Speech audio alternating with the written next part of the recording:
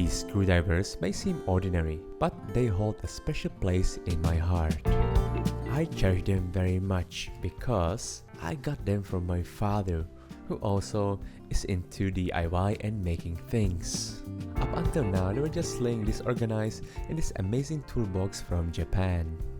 So let's do something about it because they deserve better. As usual, I grabbed my caliper and started measuring. Luckily, with screwdrivers, everything is symmetrical, so it was pretty straightforward. I already had some ideas sketched in my inventions notebook, thinking of making a modular system of hooks, but came up with something else in the end. Rather than hooks, it's more of a holder. The idea is having a slot for each screwdriver, and it's going to be attached to my ultimate organization board with 2 screws. There's also a little mark that says for which screwdriver type it is. With the first iteration, the Phillips head screwdriver just worked as expected. But I clearly forgot about the size of the tape of this slot screwdriver.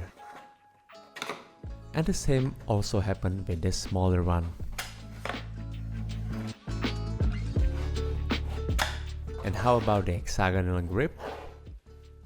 Well, I just left too much of the margin, and so as you can see, the screwdriver just rotates without being stopped. Let's see if it got improved in the second iteration. The base plate of the holder got thicker, so each slot is now a little deeper. The holes for a slot screwdriver also got extended, and oh my god, it gets through. And now, the moment of satisfaction will arrive. Because of exactly these things, I love 3D printing. And with the smaller one, well, there's a very tiny room for an improvement.